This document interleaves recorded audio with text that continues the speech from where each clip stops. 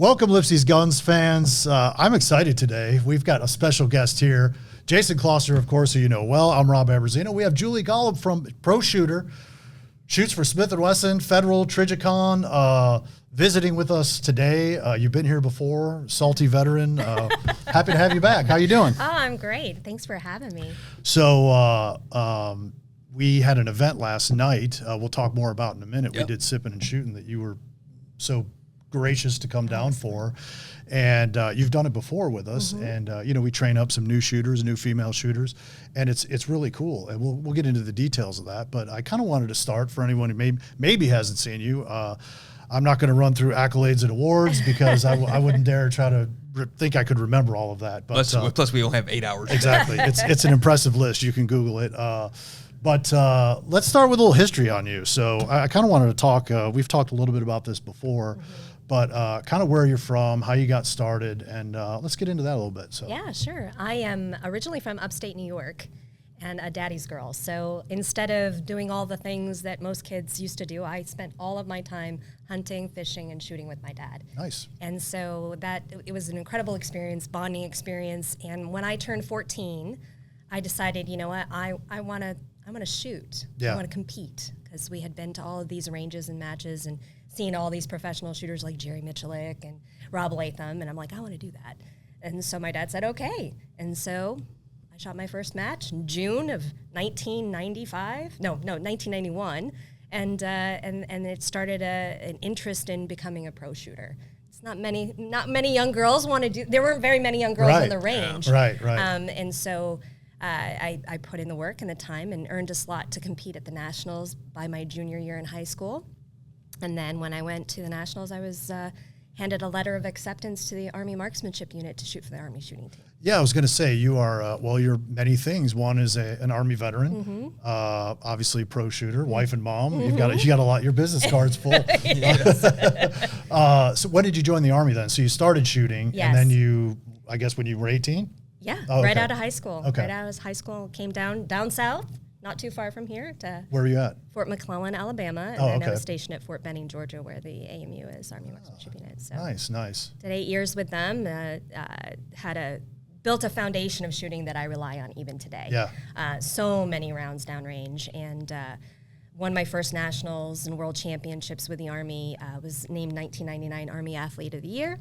Which was a Wow. really, really big deal. That's Pretty cool. cool thing.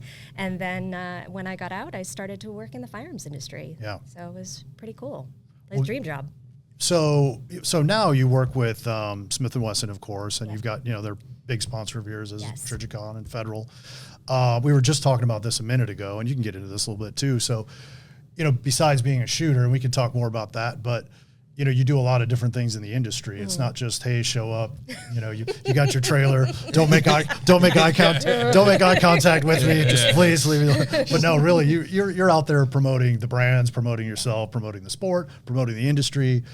What does all that look like? I mean, in a day, in a week, in a month, in a year. It's the best job in the world because it's never the same, other than like, hey, you're going to SHOT Show in January. Yeah. And these matches typically occur at the same time each year. But because, in the firearms industry, we're always coming out with new products. Yeah. There are always new events. There's always new things to see and do. Yep. So that's a lot of fun. It's probably one of the neatest part of my job is like to talk with Smith and say, hey, we're coming out with this gun. What do you think? Yeah. And to be able to give that feedback and be helpful in the process is really, really neat. It Yeah, really, that's cool. it's funny. A lot of people don't realize how much T&E goes into a new product. Oh, yeah. And having Julie on board is such a plus for Smith & Wesson, because not only does she have the great experience of shooting, but she can do it from a female perspective as well. Yeah. And that's really a fantastic plus, because I think a lot of guys struggle with trying to figure out what are the feature sets, what are the things Right. that people want, lady shooters especially. Right. And having that perspective and the T&E part a stage of the development of a new gun is really invaluable. So it's really, I know I've talked to the guys at Smith & Wesson a lot. They absolutely love Julie's input, and I mean it's a big part of how they approach new products, and it's starting to show. Some of the newer guns, say the EZ, and the Bodyguard 2.0. A lot of these guns are really becoming a lot more crossover appeal lately. So good job on that. Oh. it's awesome. What is your what's the current season? The shooting season, I guess. What does that look like? And your travel schedule's got to be insane. It does get pretty intense. It kicks off in April, okay, and then it goes through through October. So it's there are lulls in the middle of the summer for me. But depending on the shooting sport, most of them will start March and go to November. What is I'm not super well versed in shooting competitions, but what does a weekend competition look like? Is it like golf? You have Thursday, Friday, Saturday, Sunday, right? It's like a 4-day, pretty standard format. Is shooting similar to something like that? I mean, it can be. There are some shotgun events. It's a long weekend, but there are a lot of handgun events that you may just show up and shoot one day, whatever your assigned day is. And then other matches may be longer. You may shoot 3-4 days. It just depends. I gotcha. It's just like anything else. You're competing for your attention and people's weekend time. So a lot of pro shooters will actually go to major matches and shoot on the Wednesday, Thursday, Friday time slot, because that opens it up for other shooters to come on the weekends that don't have that, because that's their day job. They can come during the week. And so that's kind of a nice way to look at it. Well, and there's so many categories too, and you shoot in several. I mean, semi-autos and revolvers. And you do shotguns? Not a lot. Okay. The shotgun's more of a fun gun for me. I'm too much of an aimer for a shotgun to be really good for me. Is that a problem? That's interesting. You bring that up. It's I have to just focused on think accuracy. About it. It's the excuse I use about my poor shotgun shooting. I missed that day. I'm better at aiming. Too hard. I wish. Anyways, so how many people, are in that circuit that you kind of see, different, kind of what I call, athletic sporting events that are also kind of crossover to the hobby side as well. I mean, that core group of shooters, I mean, how big is that group? So, I mean, when you're looking across the shooting sports, I mean, from shotgun, rifle to handgun, you're talking about 100,000 people or more, right? Because you combine all of them together. Like competitors. Yeah. Wow. Some of them may not be as intense, like as a professional level. They're recreational shooters. But one statistic, the United States Practical Shooting Association just announced they hit the 40,000 member status. Okay. So that's a pretty decent size. Yeah. And when you consider the amount of ranges that can actually host that kind of a competition, you've got to have multiple bays. A facility in place. It's pretty impressive. And that's true. I didn't even think about the range sizes. I mean, it's like CMP, Talladega, or places like that. I mean, it takes a special facility to be able to accommodate that. It's I can imagine trying to put on a shooting event. It's got to be extremely difficult, because you've got, not only do you have the logistics of moving people in and out, you have this, it's safe, the safety issue of it. I mean, it's got, you got to have so many range officers and stuff. It's got to really be a labor of love to put these events on and really get things going. Yeah, you've got big crowds, a lot of people, bullets moving very quickly from you guys, Right. Yeah, you're right. And you also have to imagine there's a challenge too from these matches to keep it to where it's not so crazy, ridiculously hard. But then also to keep it challenging for people too. And it depends. There are some matches that every course of fire changes, and then there are other matches that are very, very set. Like if you go to a National Bullseye Championship, you always know the same course of fire. It's always going to be the same thing. Like shooting skeet. Right.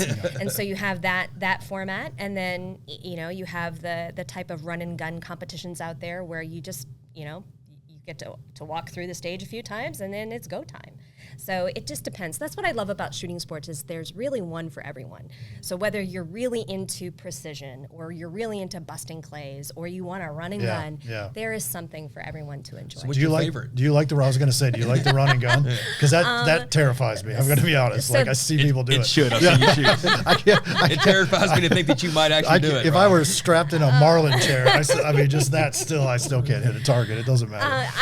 That's where I started. So that's where it will always always be near and dear to me. But now, as I get older, I look at sports that I know where there's a set score. So I shoot action pistol. There's a perfect score of 1920 rather, Okay. 192 shots. And there are very few people who can shoot a perfect score. And so I want to be one of them. Wow. And so that's what I'm working on. What does that event look like? That is basically a customized race gun with drawing from a holster, but you're shooting at 4-inch X rings. And anything from 10 yards out to 50 yards with a handgun. Wow. So it's if you have one bad shot. 4 inches at 50 yards. Mm-hmm. Yeah. She showed us her competition gun last night. Oh yeah. Did you she bring it? used Do this we for have that. it? Do we have a gun?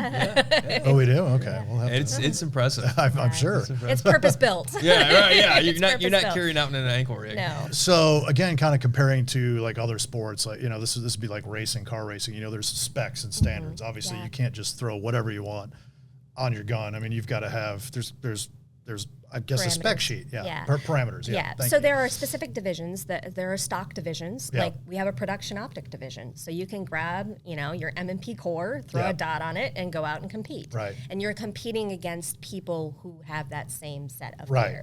gear. I shoot in the open division, which is kind of like anything goes within reason. Right. Right. And so you obviously can't have a magnified optic on there and Right, right, a right. shoulder rig or anything like Right. that. But it just depends on the specific division you want to shoot. And obviously, the more stock your firearm is, the more challenging it is to shoot those scores. So, What's one of the more sort of prestigious competitions out there throughout the year? There's got to be kind of a Super Bowl Like level. the Masters. Yeah, like a Yeah. Masters, Super Bowl like level, and then what would be if not in that event, what would be one of the most prestigious awards you can attain? I know you just said like the perfect 1920 score or whatever, but So in the sport of action pistol, Yeah. that 1920 score, we have a match called the Bianchi Cup, and it's held at the Chapman Academy every year, and it's been around since the 70s. And so it's one of the hardest competitions to shoot. yeah, So we've had really big top name male shooters come in and say, "Oh, this can't be this hard," and never come back because it's that hard. wow, yeah. So that's one.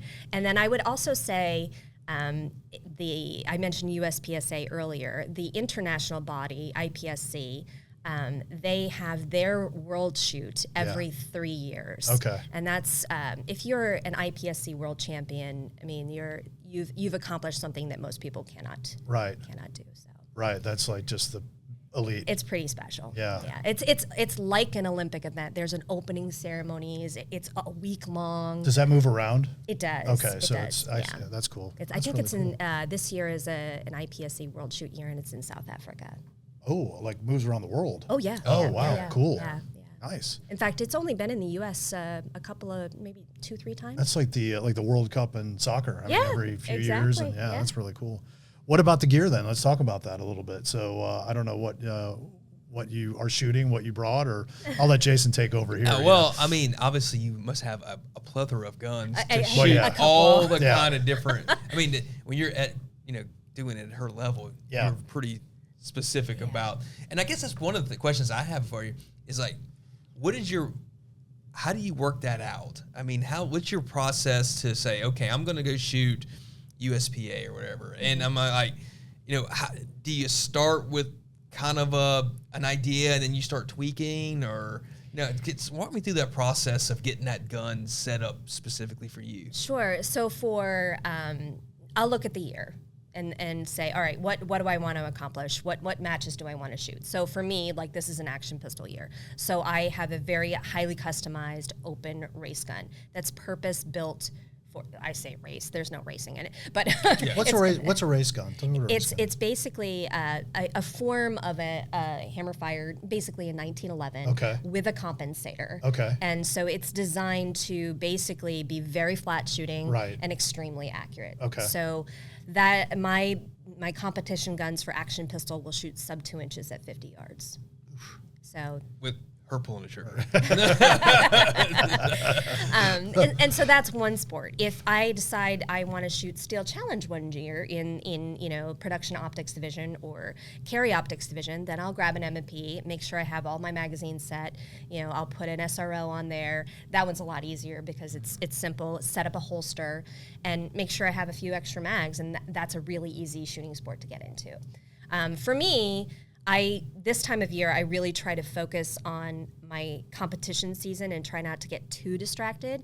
But anywhere from like January to March, and then a little bit in the summer, and then in the winter, I'm shooting all of Smith & Wesson guns. So whether we come out with a lever action 4570, or we have in addition to the M&P line, a steel frame, a CSXE series, whatever it is, I spend enough time with that pistol or rifle, shotgun, whatever it is, so that I'm competent with it, and so that I can, demonstrate that I have knowledge while I'm talking about the specific features of it. Well, you're a brand ambassador, so just being well versed in the product obviously is great. Yeah. What are some of your favorite guns that you carry on your personal time, not necessarily compete with? So I carry a Shield Plus, 4-inch Shield Plus, and then a Bodyguard 2.0, 380 2.0. Those are my go-tos for like concealed carry. I have, a 5-inch M&P that I love, to shoot. But basically, I feel like it's such, I'm so spoiled, right? And everybody's watching this probably like, yeah, you get to shoot a bunch of different guns. Yeah. But being able to that's exactly what they're saying. Switch around to, from everything from 1911s to M&Ps to lever actions to like the ultimate carry, revolvers. I feel like that has helped me become such a better shooter instead of just being a, one gun to rule them kind of person. Right, striker fire and everything. Yeah, right. And so, I can pick up any type of, anything that we make, and within, a few minutes, learn the trigger enough so that I'm fairly competent with it and can shoot it well. And that I feel is the mark of a very good shooter, is to be able to shoot everything well. And so, I agree. And there's been I think in the last 10 years, if you follow the gun world internet, it's all about, you should stick with one platform and don't deviate. And they want to take all the fun out of shooting. It's like you should only practice. You should certain drills and never just shoot for fun and everything. And I'm like, that intensity level will not last, and you can't. And now it's so funny how we see it. It comes as ebbs and flows. I'm doing this almost 30 years, and so you get in that phase of that, and then you see the same little sphere of gun talk turn into, well, you should branch out and shoot other stuff. And especially in markets like this, where you're seeing a lot of new products coming out, ammunition's available, odd calibers are kind of available again.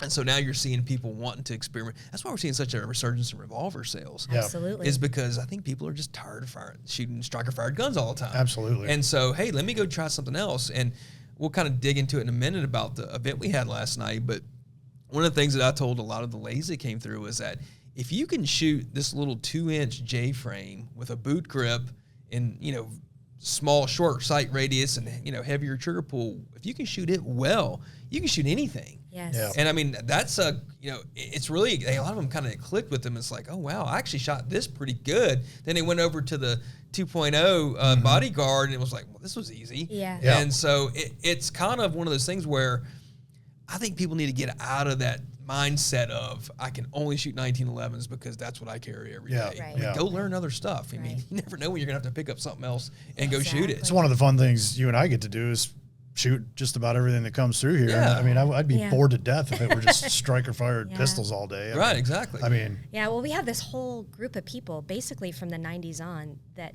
all they know is a polymer frame striker-fired gun. Absolutely. Right. And so I'm so grateful that I learned on a 1911 because I know how to work thumb safeties. It's a little bit more complicated, but it's so much, I feel like it just gives me so much more knowledge and capability across the board to be able to shoot anything. And then you add a revolver into the mix. And it's just like you said, if you can shoot a revolver well, if you can hit a target the way you want to, then you can shoot anything. That's right. Yeah. Exactly. So last night we had our sipping and shooting event, and this was something that Lori, our CEO, kind of that was kind of her brainchild, I guess. Wanted Yeah, to, it's probably been about, I don't know, 12 years or so. it's been a little while. We just wanted to kind of rally some women in our local community to come out, and she named it Sipping and Shooting. It's really shooting and sipping. We probably should have reversed that, but that's okay. But anyways, we invite women out, new shooters, some experienced, kind of all levels, and just teach and train. And we were lucky enough to have you out a couple times now. So tell me about last night a little bit. So you kind of worked with a bunch of the ladies last night. It is so rewarding to be able to get together with a group of women in their own space where they can talk amongst themselves, learn from each other, and then receive insight and tips from various different instructors. You were there, and several of the LIPSEY'S ladies instructors were there. Yeah. And we had an array of different firearms that they could try, everything from .22, an M&P .22 compact, all the way up to an FPC. Yeah. So being able to be in an environment where it's all encouraging, it's all fun, and be able to try different pistols that they felt like, oh, I really like this one, or oh, I didn't care for this one because of this, and to give them that kind of experience instead of just going to a counter and just picking one up and, yeah, I like the way this feels. Don't really know. Or your husband or your boyfriend just handing you whatever they think is right for you. Or whatever they want. Yeah. Exactly. I mean, my wife, she's got a 642 Airway 38 Special. It's not a fun gun to shoot. It's practical. It's great for carry, but it's not. It's not one you want to take to the range. 32 H&R. Yeah, exactly. I've got to toss it a meatball to you. There you go. Anyways, but yeah. So getting to try that variety and then work with them kind of individually on that. So Well, and also it gave them direct comparisons. So they went from a striker fired, an equalizer that's. Or actually not striker fire, actually it's hammer fired, but it feels like a striker. Yeah. So they went from that to Bodyguard 2.0 to an Ultimate Carry 32. Yeah. So you really got a variety and direct comparison. And a lot of them it's funny, a lot of them said, man, I did not think I'd like this revolver, but I really do. Yeah. And surprisingly, how many ladies were pretty much first time they ever shot a revolver, they were cutting X-rings with that gun. Wow. Because I think they knew they had to focus on the trigger because it was heavier. But once they figured out, and we always let them dry fire it first, just to kind of know what to expect. Right. But once they got that, realized that trigger stroke, once they get it rolling, it's going to roll through. Yeah. And they were cutting X-rings with that gun, and they were like, wow. And they're like, I said, man, if you can shoot that, you go shoot that equalizer over there, it's going to feel like super simple. And they came back and goes, oh my God, you're right. That gun was just like a dream to shoot. Yeah. So, having that variety in that environment where it's not a class, it's not a, I think that's a great first experience. And it's unfortunate that most, we kind of refer to as lady shooters, but just first time shooters in general don't get that experience up front. So, I encourage, gun dealers and stuff to, put events like this on, especially if you have a range. You'll get it'll expose people to a lot of different things. And I'm telling you that the industry is ready to help you support that. Get with your reps and stuff. Say, hey, let's put this together. Yeah. And the format, I think, I think the format that we have is really good. Like you said, not really just a classroom. We've done a little bit of that, or there's some of that's necessary, but being able to kind of mingle and move around because, no one, especially anyone new or raising your hand in front of a group and asking a potentially dumb question. No one wants to do that. No. So being able to kind of talk to you or talk to Jason or talk to, whoever's there, kind of more one-on-one or with a couple smaller groups, I think is, disarms people a little bit. Absolutely. Yeah. So I think it's great. Absolutely. What about any, for our dealers, kind of adding on to what Jason said, any tips or especially with the female shooters, new shooters, that sort of thing. What do you have? Anything to kind of offer up to them? So I mentioned this earlier when we were talking. I feel like, going to a dealer to purchase a firearm is a lot like buying a car. Mm-hmm. And many women don't go and buy a car on their own either. They bring a trusted male with them to have that experience. And because they may feel like they're going to be pressured into something, or it's because they don't know everything about it. They don't know what's under the hood. They're like, I want heated seats. I want this. I want, they know what they want. Yeah. And so there are certain things that they don't care about, right? And so for dealers, I think the key is to ask a lot of questions. Mm-hmm. You know, what are you hoping to accomplish with this? Mm-hmm. How are you going to use it? What is the minimum? What is the maximum? What are your plans there? And what do you like? What do you think is important to you? Do you wear a lot of jewelry? Are you always going to have long fingernails? Right.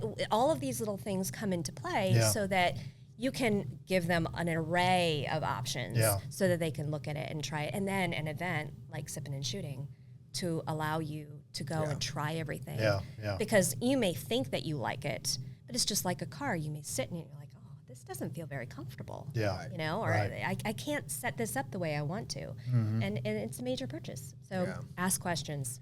I think a lot of people fall in the trap of small and light. It's got to be better. Yeah, Yeah. Because at the gun counter, oh, this feels good. Yeah. Yeah. You know, and then they go shoot it first time and they're like, oh, wait a minute, Yeah. this is not what I was Snappy. expecting. Yeah, and there's certain things you can take in consideration.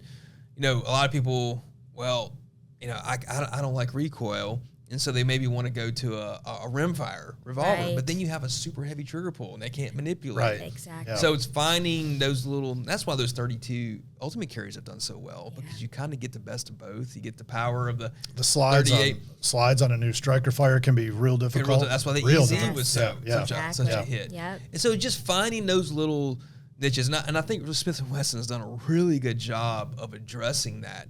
You know, our industry for so long, it used to drive me crazy. You know, the shrink it and make it pink. You Yeah. know, and Yeah. that was Yeah. there Yeah. you go. Yeah. Here's This the is ladies' yours. gun. Hey, little lady. And it's like, Right. guys, this is Yeah. not the answer. Yeah. You know, and Finally evolving a little bit. well, and A Smith, little I bit. think, was the first Yeah. one with the EZ to really come Yeah. out. And to their credit, back in the late 80s, early 90s, when they had the Ladysmith series Exactly. of revolvers that were tuned. Yeah. They were a little bit easier to, and they really set those guns up nicely. Yeah. And so I think hopefully the industry has kind of saw what Smith has done with that, and now they're starting to shift over. Yeah. You know, SIG's done a lot with the Rose program and stuff to really look at that. Ruger's got the Easy Rack in some of their guns. So Yeah.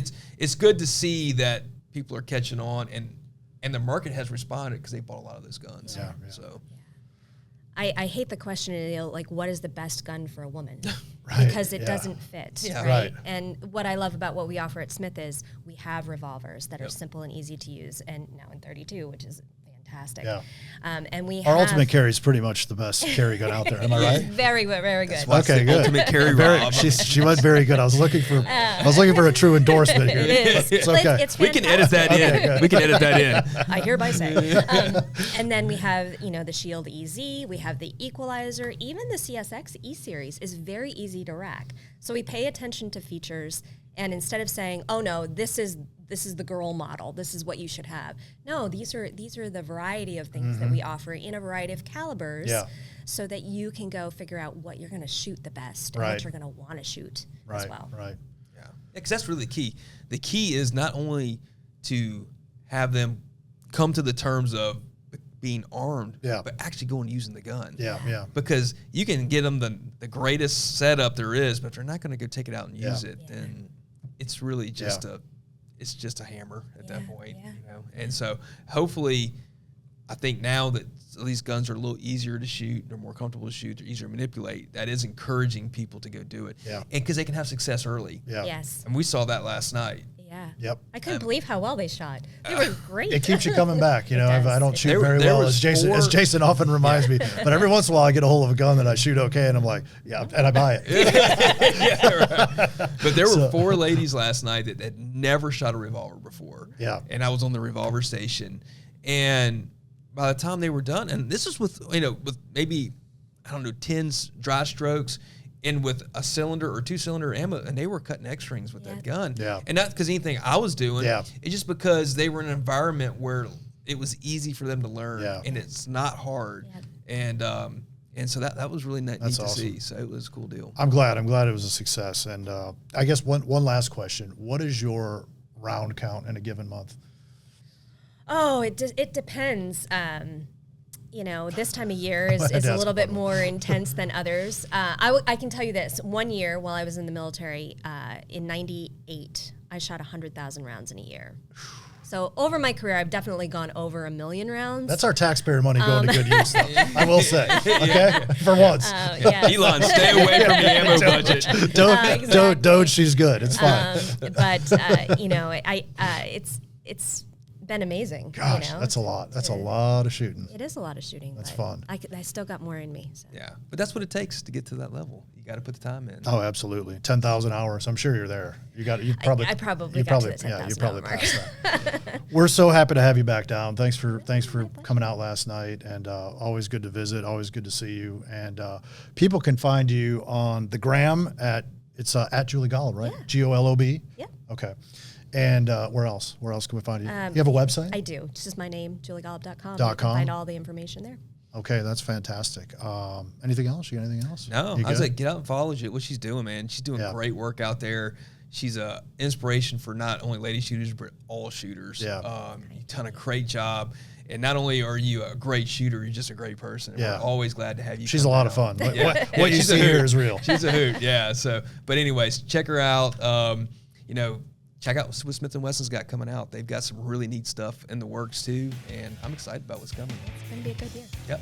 Well, you know where to find us at Lipsey's Guns on all the socials. And till next time, aim higher.